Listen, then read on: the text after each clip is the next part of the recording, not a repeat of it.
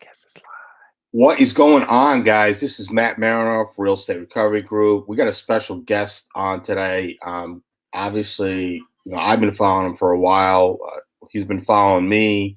He actually reached out to me about a year or so ago, telling me I was doing a great job in social media. And I'm like, me? What are you talking about? That's awesome. So it was pretty cool that Paul actually reached out to me. So if you don't know him, you must be underneath a rock. But so anyway, we're going to be talking about real talk with real men today. And this is Paul Montelongo. And I would say, if you want to learn from somebody that needs to know what's going on in the real estate industry, and he's going to give you his 2 cents, without further ado, Paul, take it away. What's up, Matthew? How are you? Thanks for coming on. I appreciate it.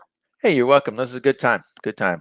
The only reason I reached out to you is because I like to give credit where credit's due.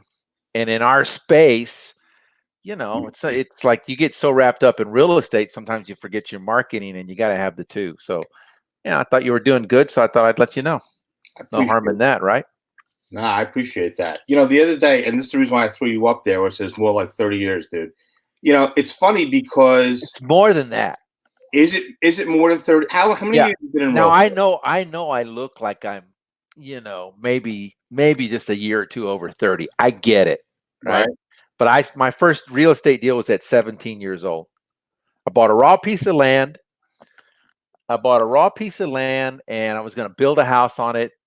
And of course I didn't know, my butt from a hole in the ground. Yeah. So I didn't know how to build a house. So I flipped that property 2 years later. I bought it for $7,500. I flipped it for $15,000. Nice. Yeah, that was so. My first acquisition was at 17. My first sale was at 19. Right. And so that's been now. Let me see. That's been 41 years ago. That's crazy. So you're 41 years in the industry in real estate. So let me ask you, Paul. What give a little bit of, I guess, your hit list, your what you've been doing over the last 41 years in real estate. Oh my gosh! So most of it's been in the residential, single family, flip, wholesale, cash flow, some very light commercial, a little fourplex building here and warehouse there, very light, but mostly single family. Until in 2013, I bought my first multifamily. So since 2013, I've been buying multifamily or multi-unit properties. And so right now I'm up to 555. I mean, what I currently hold is 555. So you get in them, you buy them, you sell them. So 555 units. Is that right? Let me think. About 555 units. But I have offers in that are pending, like they're pending to close, I should say. About 340 more. So, by the end of 2020, I'll have 1,000 doors. That's pretty amazing. But I just decided a few years ago, it's like, why am I doing one-offs? Now I know a lot of people that listen to you probably are in the one-offs business, but I'd done plenty of one-offs.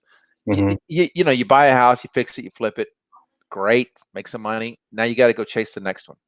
Right. Now you got to go chase the next one. Same thing with the rentals. I mean, even though I was doing, or I'd done times where I'd done, 5, 6, 7 flips at a time, right? You still are in that mindset where you're doing one-offs, right? So then I decided, well, let me go buy one property that has multiple doors.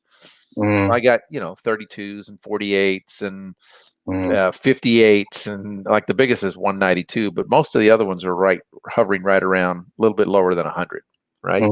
So anyway, that's what it is. But I mean, that's me. I mean, let's talk about what people are going through right now, and because I think that's what we want to talk about. I mean, what are you doing? You staying at home, just twiddling your fingers? Are you working or what?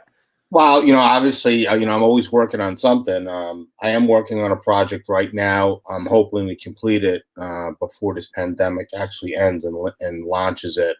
Not really going to talk about it because it's not about self-promotion right now. It's about talking about what's going on. But I want the audience to actually find out, really, get an idea, a grasp of who you are, because we don't really have any friends in common, maybe a couple. So anybody that's going to be, reaching, my platform, looking at it, they're going to say, hey, who's this guy, Paul? So they should definitely get an idea of who you are. And if they want to take, their real estate investing to another level, they should absolutely reach out to you. You're a pioneer, you're a leader in the industry, as far as I'm concerned. Um, you're in a different state. I'm in New Jersey. You're in Texas. Yeah, Texas. What's going on right now in Texas? Texas is actually pretty good. I mean, real estate wise, Texas is good. There's so many people moving into Texas, right? And the economy is steady, and it's on a it's not one of those states that takes a huge, jump and a huge dip and a huge dump. It's pretty steady all along the way if you look at the annual curves, But it's job growth is here, population is here. Yeah. All your fundamentals in real estate are here, and all the projections are they're going to be here for a long time. Like Okay. they think that, like, the state says that they expect 25 million new people to move in before 2040, I think. How many So like people? 25 million new people. It's amazing. Yeah. So I mean, all these people are going to need a place to live and Yeah. work and all of that, right? So all the fundamentals are there. Right. We're not recession or correction resist proof, but I think we're buffered. Okay. Just because of the sheer influx of bodies coming into Texas, because we have friendly government, for business, right? No Right. state tax, cost of living is decent, plenty of growth, plenty of area to grow land wise, and the climate's good. So listen, I threw up your email on here. Yeah. Okay. I mean, if anybody at any time during this cast, I think what's happening is people are not asking, or they feel foolish during some of the Facebook interviews that I'm doing right now. So I think the best thing to do is just to throw up somebody's email address. And I'm sure it's okay with you, Paul, that if, after the the show, the interview, the live stream, whatever you want to call this, that they can reach out to you directly, privately. Guys, you don't have to drop my name if you don't want to. This isn't about, okay, cool, I hooked you up with Paul, give me my 10%. This is me just saying, like, if you have a question, reach out to Paul. Do it. I love helping people. A lot of people help me. A lot of people help me, and I love helping people.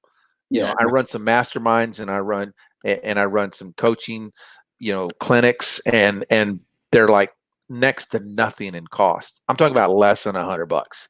Yeah. Right. Because I just flat out love, I make my money from real estate, but I flat out love teaching and coaching and mentoring, and I've started doing it in 1997 before it was a thing. Well, that's not true. 1999.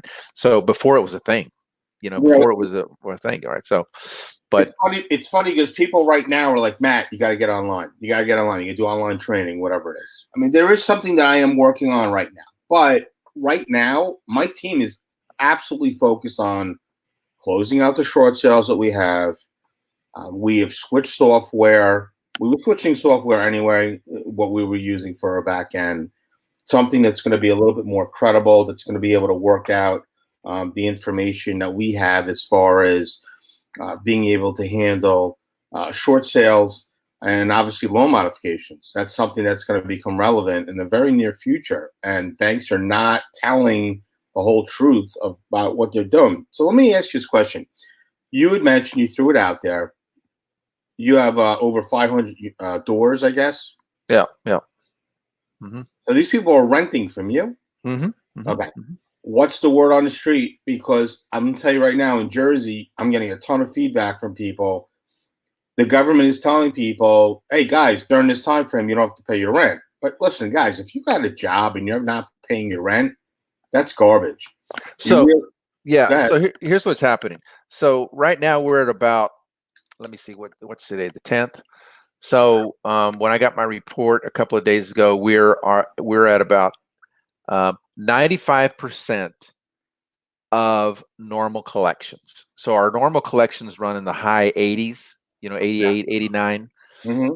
People that pay on time, right? It's like their check is there before the 5th, right? Right. So about 95% of those people continued to pay. Right. So Now, we sent out a nice little notice in the beginning that said, late, mid to late March. It said, if you have any extenuating circumstances, let us know. Other than that, your rent's due. So that's a good point. So yeah, we have a business to run. We have a property. Hold on. What would Yeah. you say? Because this is really important. It's about giving back. What would you say to somebody who's a landlord right now that didn't go through the other storms? I mean, I only went through, 2008. I was in it in 2005. You obviously 41 years. I think you were on the original Stagecoach. But as far as I built the original Stagecoach. I like that. So you didn't skip a beat. Are you telling your students, or are you telling people in general, if you're a landlord? Because I'm asking people that are landlords. I'll tell you exactly what I would tell somebody if they're a landlord. Is this are they writing letter? Are you telling people write a letter to these people, send them an email? Like, I still got to pay my mortgage. What are you telling these people? Okay. All right. Number one, is this a family friendly show? I mean, you can say the word fucking shit. You say whatever you want. I don't give a fuck. That's what I tell landlords is don't be a dick. Right. Period. End of story. Now, You think about all the emails that you've received from your credit companies, from your utility company, from your mortgage company, from your insurance company, from your automobile payment. All those people are emailing you. Go, here's your COVID update from us to you. Right. Okay. In these times, we are doing ABC. We're no different. So, you have to show concern, and you have to let people know what side of the business point you're on here. So, like, we're concerned about you as tenants. Right. We want you to be safe. We want you to enjoy the property. We want blah, blah, whatever that sounds like. And we're here to help you in extenuating circumstances, and your payments, your rents are due.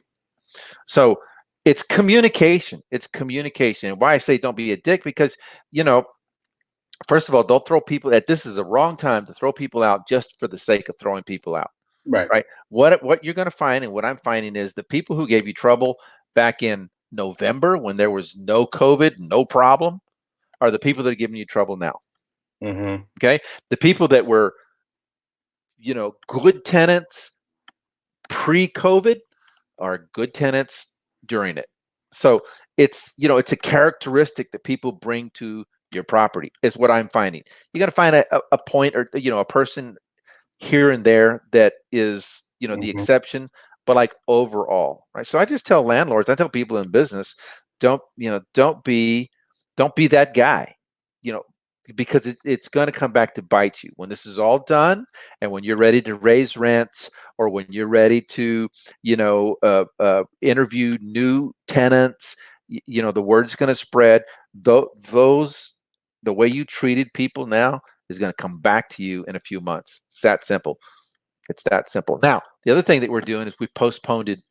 I have investors, obviously, in some of my properties, right? So we've postponed dividends for this quarter. So that we could take the money, make sure that we have it, make sure that it's covered, make sure that it's in, it's in the reserves, and, in the escrow, and, in the bank, that kind of thing. So, I mean, it's just these are just business strategies that we're just all juggling and jockeying around right now. And I really think that come June, we'll be headed back on the right track. Like, we won't have an excuse anymore. Make sense? Does it make sense? Yeah, 100%. Yeah, like we haven't, and I say this facetiously, like we have an excuse now. We might have an excuse in May. We're not going to have an excuse in June, right? And I don't like excuses, but I'm just saying that, illustratively, right? So, don't do anything that's gonna screw around with your karma. Seriously, right? So, treat people right. And listen, if you're up against the wall on a property because you made a bad deal in the beginning when you bought that property, that's not on COVID. That's not on your tenants. That's on you. So let that be your lesson going forward to make a better deal on your acquisitions. Don't buy shit just to buy shit. 100%. I mean, we always talk about how, you're going to make your profit with your acquisition. based on your profits are always going to be based off of Yeah, that. in the business that I'm in, you got to be cash flowing when you close. So, You know, and that's smart, and that's yeah, something we could talk about obviously at a later date. So yeah, let me. yeah. All right, so you have maybe not traditional financing. You might have untraditional financing with investors that you have leveraging the 550 doors that you have now, right now. Uh-huh. Are they mainstream financing, or are these like a private equity group? What do you have behind you back? Institutional. Institutional Yeah, funding. institutional, and agency and institutional, So, right? Nothing so fancy to it. Now, that's for the senior. That's for the primary debt, right? Now your equity and the difference. We bring private investors in, right? Individuals, right. right? So, but your primary debt is just institutional financing, right? So you And have so so your model is different than maybe somebody else that maybe they'll have an investor come in front whatever is the 10, 20, 30%, refi cash out, give them, whatever they want as far as, some gravy on top, and they're gone. You actually keep people in the transactions. I do, I do. Even after a refi, I'll keep them in as an incentive to come in the first place. In other words, I'm going to refi. I'm going to pay off your investment and the interest at that time, but I'm going to keep you. I keep you in a little bit lower, percentage, but I'm going to keep you in through the course of the deal in perpetuity until we sell the deal as a thank you. It's not really as a thank you, but as a business decision No, it makes to sense. encourage you to come in the first place, That makes sense. right? And that's something that I would like to talk to you about because, So I mean, these are 5 to 7 year plays, right? right. So somebody's got investable cash that they want to return on over the next 5 to 7, right? And then when we at disposition, when we sell it, when we're out, Hmm. right, then we divvy up the profits, and then that's when everybody gets a bigger chunk, right? Yeah. And then we go do it again. So, but I So, mean, so what are you telling these people that are equity partners right now? Hey guys, look, obviously we're going through some rough patches right now. Are you saying, hey, we're throwing the money back in uh, for in the event the tenants decide not to start paying, that we have? so listen to what I said a minute ago about not being a dick. Okay, Yeah, so I mean, the reason you can have those conversations with an investor is because you established a good relationship when you were raising money. right. Like, I'm not just taking your money just to take your money. Like, I'm taking your money because we're partners, right? And the way I treat you is the way I treat the property. And the way I treat the property is the way I treat the business. And the way I treat the business is the way I treat the tenants. There's no separation between any of it. Mm-hmm. It's like you are who you are, right? And if you're a dick to your tenants, guess who else you're going to be a dick to? Everybody else. Because Right. why? Because you're a dick, right? No, Now, 100%. this doesn't mean you can't be shrewd. This doesn't mean you can't be savvy. This doesn't mean you can't be, uh, you know, um, an astute business person. You must be, but you can still treat people fairly. And now the conversations that I have is say, listen, Q2 and Q2 for sure. We're going to stop the dividends checks, and we're going to take a look at it in Q3. And with the money that we were supposed to pay out in Q2, we're going to hold it. We're not going to spend it. We're just going to hold on to it and see how rents or the lack of rents is affecting our bottom line. Mm-hmm. If it affects it negatively, well, we've got that reserve. If everything is copacetic and it doesn't affect it and the business plan stays pretty much on target, we'll see you again in Q3. It's a real easy conversation when you've had a decent relationship established back in the beginning with people, because you made a fair offering, you did your homework, you treated them well. You're not just out there raking in money. You're trying to be in business with people on an ethical level. That's why. Right. That's the real answer. You know. So you're not reaching out to any of your lenders and saying, hey, look, we need to do any type of forbearance. You're not saying to your lenders, hey, guys, we're worried that our tenants aren't going to pay? Well, yes, we have, but we have not requested for forbearance yet. We're in communication with them, but our rents haven't been affected negatively Right. to the point where we can't, make the payments, right? So, like I told you in the beginning, Sure. it just it's just a minor hiccup. Now, I reserve the right to change my mind in the month of May because, even though the latest news, it looks like we've hit the curve and we're on the downside a little Yeah. bit, and the optimist in me is buying into all of that. Um, the month of May is another point of evaluation for businesses.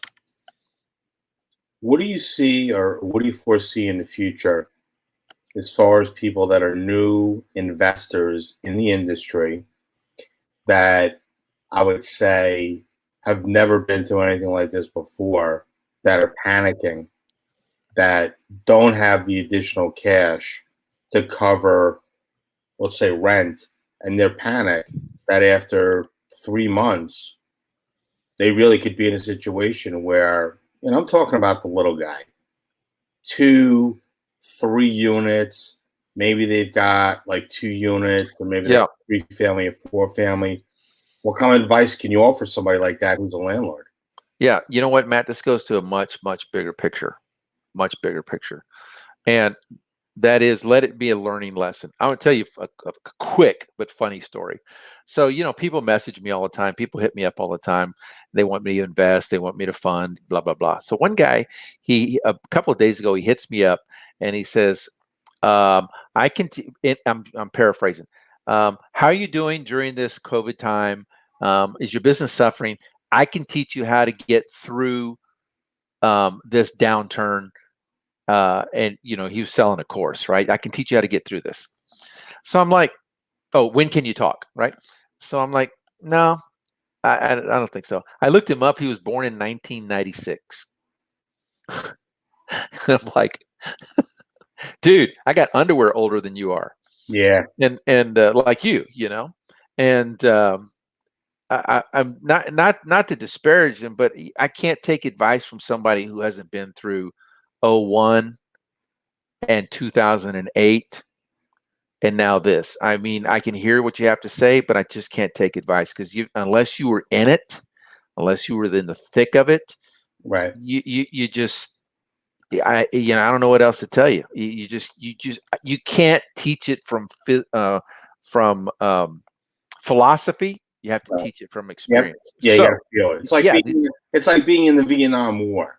You either read about it or you were in it. I can't talk to you about it because I wasn't there. I can empathize with you, Right.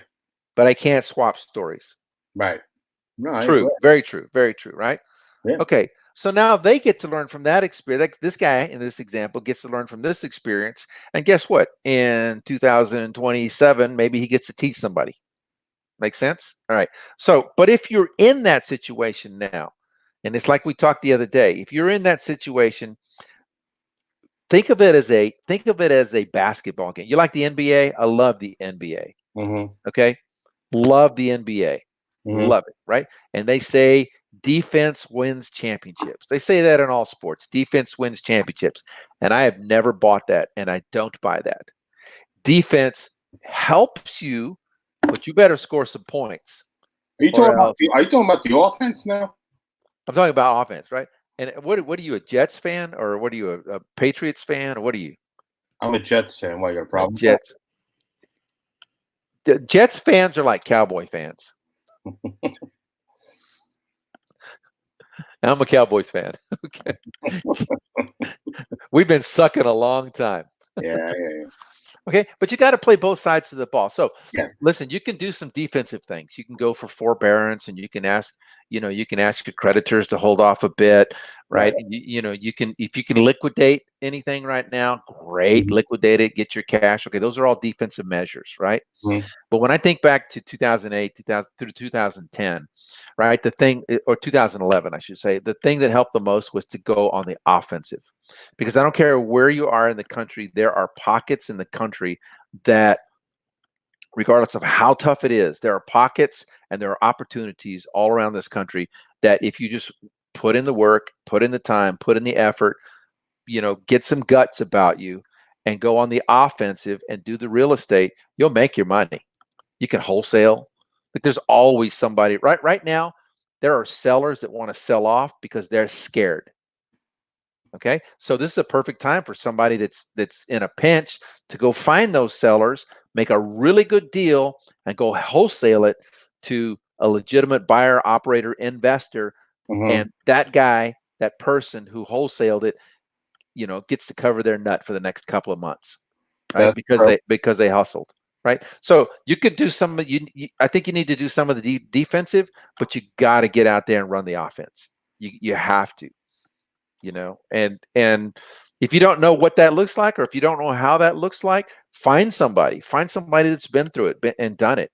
There's, it's a damned if you do, damned if you don't kind of world we're in right now. Social media, sucks, and social media is awesome.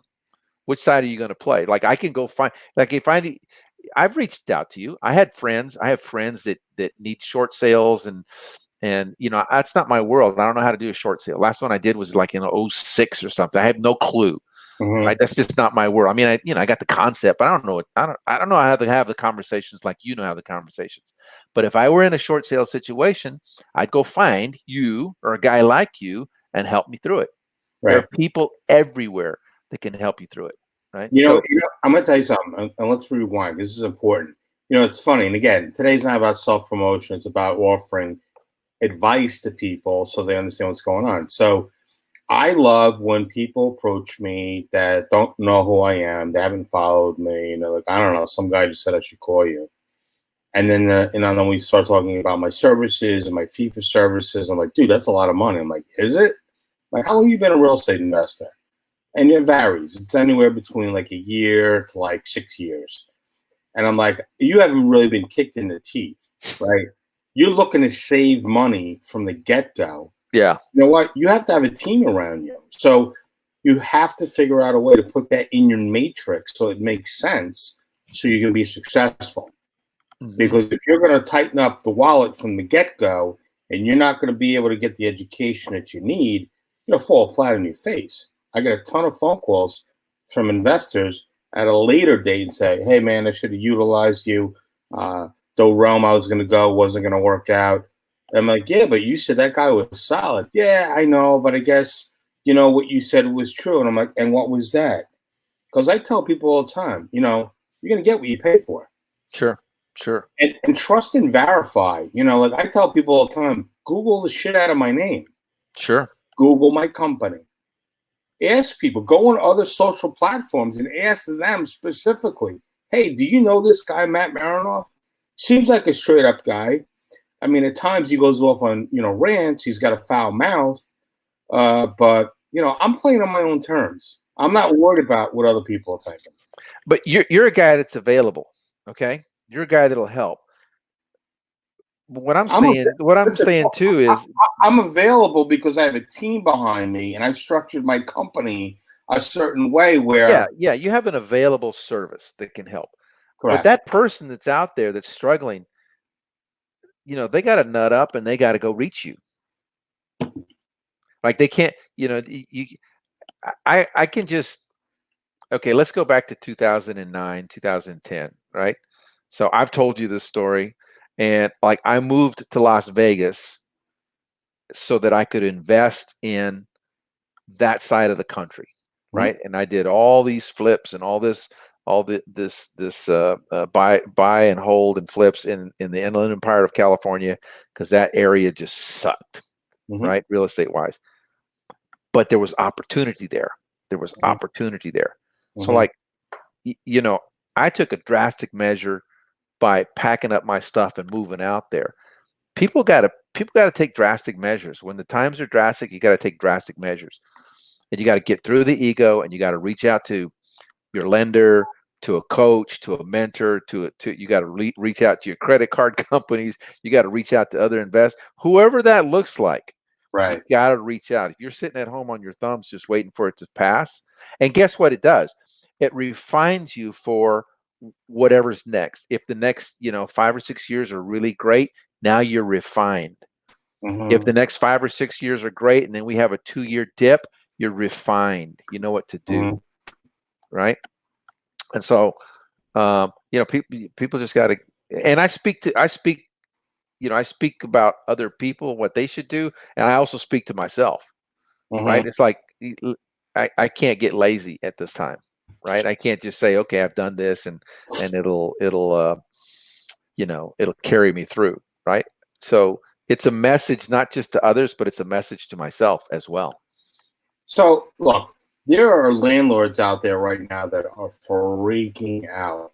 My thing is, look, if I would say if, and I don't even know if there's any money left, try to apply for a grant if you're struggling. Try to apply for, an SBA loan, Mm-hmm. if that's something that you can do. Don't go under. Don't lose the fight. Um, if you built yourself up to having like 2 or 3 units, and you're worried that you're going to give it away, you're going to have a defeatist attitude. Paul's email is at the bottom of this ticker. It's on the ticker right now. It's showing up. Reach out to Paul directly. I mean, there's plenty of people in this industry that you can reach out to and say, look, I'm struggling right now. I need help. I am panicked. Maybe some people would want to, jump in as an equity partner. Projects that are on the balls of their ass right now because lenders are pulling money back, and the people are panicked because their cash flow or potential cash flow is going to be ripped from their hands, because now the lender's saying, look, our investors are pulling money back. I'm sorry, we don't have any additional money to give you for an additional draw to finish, or put you in a position where you can go and refinance. Sorry. So, I say look for people that have been in this industry for, at least a minimum of 10 years that know what they're doing. There's going to be a lot of fallout from these hard money lender companies that popped up overnight over the last couple of years that haven't been around forever. There's 3 companies that I think about, 2 massive companies that I know in this area where I am, that when people say to me, who do you refer? It's a no-brainer. When I hear these smaller guys out there, and here's the other thing too, like a lot of these guys that you have to think about this logically. Some of these guys that were building and renovating and fixing and flipping and shining and doing all the shit that they were doing, now all of a sudden they're lenders. Why are they lenders all of a sudden? Is it that maybe they lost? And I don't want to say it, but I'm going to say it. Because it's the easy road. Did they lose their balls along the way? It's the easy road. And When times are good, it's easy to be, a lender, a hard money lender, a broker, right. an agent, a Yep. consultant. So that's what it is. It's easy. Yeah, I mean, people right. say It's just it's casting a big old net, and you're just pulling in whoever gets in the net. Correct. People say to me, Matt, you are an authority in distressed real estate. You're a leader. When it comes to short sales, I'm seeing people pop up that are now all of a sudden turning back around, that walked away from distressed real estate or short sales for whatever reason, because they felt like, well, that market's dried up, or I can't get over on the bank, or I can't flip contracts the way I did, so there's no money in it. Well, I'm here to tell you it's bullshit, because I've been doing it for 15 years. Am I a millionaire? No. Am I a moron for not being a millionaire? I don't say a moron, but I took a more of a moral road to try to help individuals that want to find out what their options are, which is one of my hashtags, RRG, know your options. This time around, knowing what I know and that I can help even more people, I'm hoping that more people will reach out. But there's a ton more satisfaction in that. I mean, there's a ton more satisfaction and rewards in helping people with what and by the way, let me just back up too. It's not that I'm immune to this. I am not immune to this. I have 2 deals right now. Both of them are $1 million deals that I bought. Okay. And they were under contract, and they were scheduled to close a couple of weeks ago. right? And the lender came up and said, no, we're putting the brakes on everything. Okay. So I'm under contract. There's money in the title company. I mean, these are legit deals ready to close. Okay. They just happen to be two 32 unit deals. Okay. Different towns, but anyway, so they're scheduled to close. And so I had to go to the lender and I said, you need to provide me a letter. So this is a workaround. This is a defensive measure. 100%. Okay. You got to provide me a letter that says you've tapped the brakes, you've put this on pause. Because I need to give this to my seller so that I can get an extension. And then now the conversation with the seller is, listen, everybody's in the same position. Yeah. You can pull the contract from me, but you're going to restart the whole clock again. And all I'm asking for is about 30 days, because on the other side of 30 days, everything will be better. Okay. And so as it turns out, one of them is going to happen before 30 days. I've been able to find commitments, etc. Right. So, it's not that I'm immune, but I learned don't panic. So we talk about the lessons, right? Don't panic. No, let me rephrase this. Okay.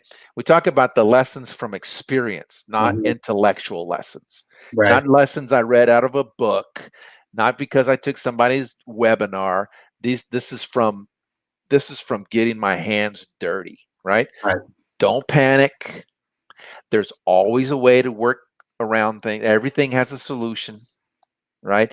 And everybody, air quotes, everybody's in the same condition. Therefore, they're more empathetic. So, like in your world, somebody wants to go to the bank and they want to talk about a forbearance or a deferral or the short or whatever it is. Like, the banks at this moment, they have more empathy with the general public because they are in a similar situation. So understand that when in a time like this, like in 9/11 and like in 2008, 9, we were all in it together. So people are more apt to work, institutions are more apt to work with the public because Mhm. they're in it as well. And you just got to have confidence in that. And then the other thing is to, from getting my hands dirty, reinforce your relationships, reinforce, your partners, your vendors, your lenders, whoever your team is, whoever helps you move through the world in your investing career. Reinforce all this with them. Like, we're in this together, and we're on the other side, man, we're going to be so much tighter. And this is just all, it all makes common sense once you hear it. But the main thing is, don't panic, don't get into hysteria, don't buy into hysteria, turn CNN off, don't watch those bozos. Okay. And The fake news. yeah, don't believe anything they say. They're here to promote fucking hysteria. Okay. And run your own life and run your own world. Be safe, be careful, but run your own life, run your own world. And that's just from experience. Right. That's just from experience.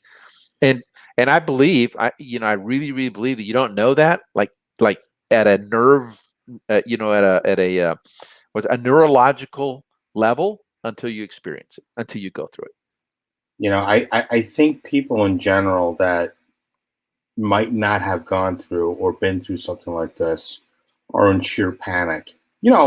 Even speaking with my wife is like, "Are you worried?" I'm not worried. You can be concerned, You can be and you can do some planning.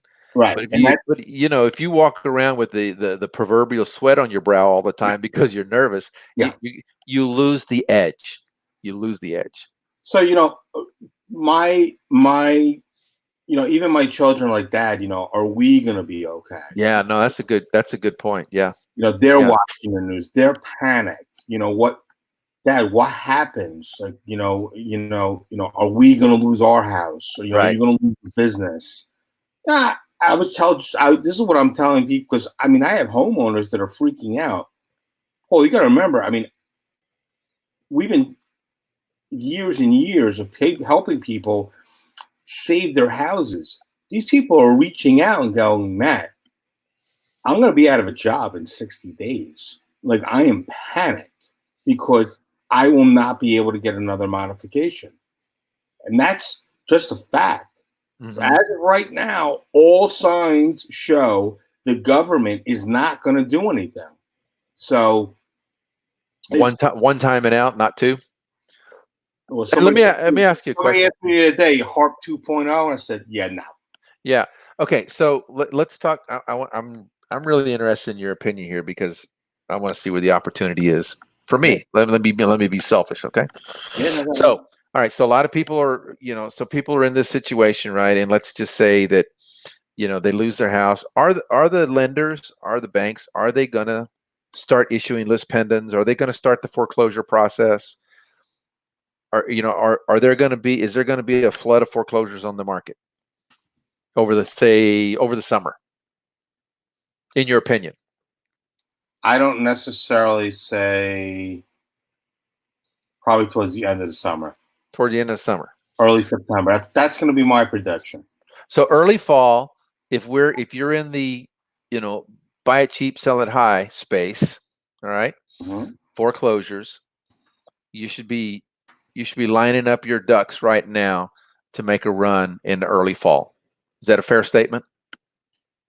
I mean, I have people right now that are foaming at the mouth because they're like, the homeowners aren't going to pay it. They're listening to the media. They're listening, to these radio shows, and get the forbearance that you need. The banks are going to work with you. Guys, I'm going to show you. Yeah, but how long will the banks work with you? That's really what I'm asking. I can't see that. Can you see it now? Let me see. Hold on. First payment, zero, zero, and 7,000. All right. Second payment. Yeah, zero. And your balloon payment. This is one of the things that I printed out in an email, and they're all the same thing. People have no idea what is going to happen when they can't pay their mortgage. It is going to be a fucking shit show. So I'm telling people right now, if your wife is out of work, or if you're panicked that you're not going to be able to pay your mortgage or whatever it is, you got to communicate with your bank. Use it as a safe haven. Sure. Make sure that you are ready to pull the trigger on a forbearance. But at some point, the banks are going to throw up their hands. They're going to go, okay, we're going to start taking properties, right? Yeah, of course. Listen, so when is that? Early fall, you think? If you were 30, 60 days late before COVID-19 and they didn't really look into it, maybe you'll slide in on the slide.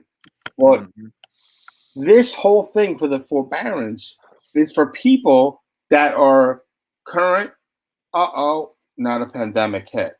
So if you were in that slot prior to, when you were already in default on your mortgage, you're in a lot of trouble. You are in a lot of trouble. That makes more sense. Those are the first ones they're going to go after. If you've never done a loan modification before, be smart about it. Yeah. Think about the information that you're going to provide to the bank. Again, I'm not trying to self-promote my company, but this is the stuff that we've been doing forever. Going nationwide 5 years ago was the best thing physically possible because my pipeline has properties from various different states. Yeah. But the problem that I find or that I see is people are so hooked on 2008 and, Jerry down the street, sister's cousin, Bob, works at the loading dock, and he said that his boss's union rep didn't have to pay his mortgage for 9 years, and then after the 9 years, they were willing to work with them and get them a modification. You know what I'm saying? That's too real. That's too real the way that you say that. Okay, so let's start wrapping it up because I actually have to go do some stuff, and I've got a tea time. Okay, so all right. Well, I want people, if they have questions right now, reach out to paulmontelongo.com. I'm on Facebook under my name's Paul Montelongo. This is over here. This is my this is right there. That's my public Facebook group. Okay, and all kinds of education, free hours and hours and hours of free training. YouTube. I'm everywhere. You can find me everywhere. Okay. So let's go back to the point, right? Listen, if you're not ready for this right now, okay, you fucked up. We've been on a 10-year run. There's no excuse why you shouldn't have enough to survive 3 to 6 months. Okay? So if you're in a real estate business, I'm just saying if you're in the real estate business. Other businesses I don't want to speak to, but if you're in a real estate investment business and you can survive this 3 to 6 months, you fucked up. Period. End of story. Take ownership of it and learn from it and get on the offensive right now because there's going to be opportunity. There's going to be opportunity. Hey, ride Matt's skirt tail, right? Because there's going to be deals, right? Ride my skirt tail. I don't care. It doesn't matter. Find somebody that can help you get on the offensive immediately. Would you agree? 100%. Absolutely. Yeah. Here's a question. I don't need you to agree, but I'm just asking. No, I do agree. There's nothing not to agree with. Let's see. I worked with short sales in the past, and the buyer investor do not appreciate our hard work. They want the best deal where they can make money, but complain to pay commission. Is this somebody asking a question? Yeah, I have to. I guess that's their question. I have to. Okay, so I hope they're listening. I worked with short sales. Let me take it. You can speak to the short sale thing, but let me give you the broader answer. I worked with short sales in the past, and the buyer investor did not appreciate our hard work, that they want the best deal where they can make money but complain to pay commission. Okay, so when I see this on the screen, it comes up as Facebook users. So whoever you are, Mr. or Mrs., Miss or Mr. Okay. This is a broker. Okay. A broker. Okay. All right. So, ma'am, are we talking man? It's a woman. Yeah. Woman, ma'am. Respectfully, there are people in the world, and there are business people in the world that are not going to appreciate what you do. Okay? So go find the people that do. Work in the industry and the business where people will appreciate you. Create the value and work with people that will appreciate you. It's everything is interwoven. Everything is interwoven. If you have friends or family people that don't celebrate who you are, get new friends and new family members who celebrate who you are. If you live in a world or you work in a world where people degrade you and don't respect who you are and don't appreciate your hard work, change it. Become that, get into that business where people will appreciate you. I would make a logical guess here, Matt, that every time you help somebody save their house for all the strategies that you do, they are so freaking grateful to you, right?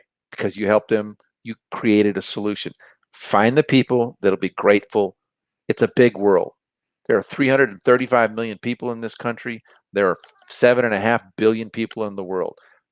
You only need a handful of people that are going to celebrate who you are. Listen, I'm not going to shit on your parade, but I will tell you this, that in the past, we've had homeowners that we've helped them save their house. And there's a mix. Some people are very grateful. Some people have a sense of entitlement and feel like, hey, you did your job. Great. Thanks so much. Oh, and by the way. Yeah, but you're proud of what you did. Oh, I don't give a shit. Listen, at the end of the day, I don't really give a shit. I know I'm going to go to heaven. Well, I shouldn't say that. I don't know if I'm going to heaven or hell. I might be somewhere in the middle of all that. You got a 50-50 chance. You got a 50-50 shot. But you know what? In a different life, I don't really care. In this life, I'm here as a servant to try to help people. Right. And I could completely do things completely different. Look, I know plenty of people been locked up.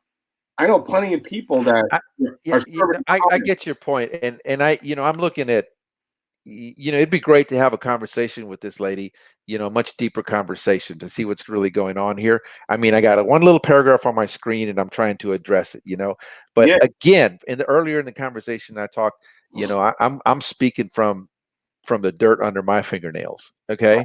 And that is, I learned a long time ago work with people, hang out with people that appreciate you. And now I got to do my part to be, you know, to bring the value and to be that person that can be appreciated, right? But the life's too short. Life's too short. I don't know if that helped, ma'am. Maybe it did. Maybe it gave you food for thought. But I'm happy to have the conversation with you offline, because that's what we're doing here. If you know, if there's more conversation, I'm happy to have that with you. But life's too short. Work with the people you like. 100%. Any more questions? Anybody have any questions, comments, concerns? I mean, we've got, you know, a mogul. You know, we've got a monster on the line right now. People pay a retarded, ridiculous amount of money to want to speak with him. Obviously, so, that is true. No, I know it's true. I know that is true. You're an investor. You're a mentor. You're a capitalist. You're a carnivore when it comes to real estate. Carnivore. You're a carnivore. Hey, and I got a new e-guide out too. So when you go to my Facebook business page, Paul Montelongo Investor. So there's a new e-guide there on how to get into multifamily investing without cash, credit, or experience. Okay, it's 22 pages. It's awesome. I'm not just kidding you. Like I put my heart and soul into writing as much as I could in 22 pages to create value, and I'm getting great feedback on it. It's free. It's yours. Download it. Paul Montelongo Investor on Facebook. You know, the Facebook page, right? So business page. It's there. And you know, get some value. You can reach out to Paul directly. You can do that. I don't know why people are being so shy today, Paul, but you know, it's funny because I'm looking at these different media things on my different devices. I think they're being shy because they finally see somebody that you've interviewed that's better looking than you. You think that's what it is? I think so. Like that hasn't ever, I've seen your interviews. That's never happened. All those guys are going to hit me up. They're going to like, every one of them are going to hit me up. Well, you're a good sport. All right, man. Hey, I enjoyed it. Anytime. You know this. Anytime. Listen, right? It was great having you on. Yep. At the end of every interview, I have it where people have to point. So I want to see your point. No, that's your deal. That's your deal. I got everybody doing it. I want to see you do it. That's your deal. You're not going to do it? How's that? All right. I got you. You got the. How about this? I love it. I love it. All right, my man. Thanks for being on, Paul. I appreciate it, guys. You bet. Next week we got a hell of a show coming up. Paul, thank you so much for coming on. I really appreciate it. All right, man. All right, you can skedaddle. All right, guys. So that was Paul Montelongo. On the bottom of the screen, you're actually going to see his information on there. You can reach out to his email directly. You can mention my name if you want. If you don't want to mention my name, that's fine. We are building next week's schedule. How we have it right now, but I'm going to give you a little bit of a teaser of what we got coming up for next week. So we've got Tower Plaza.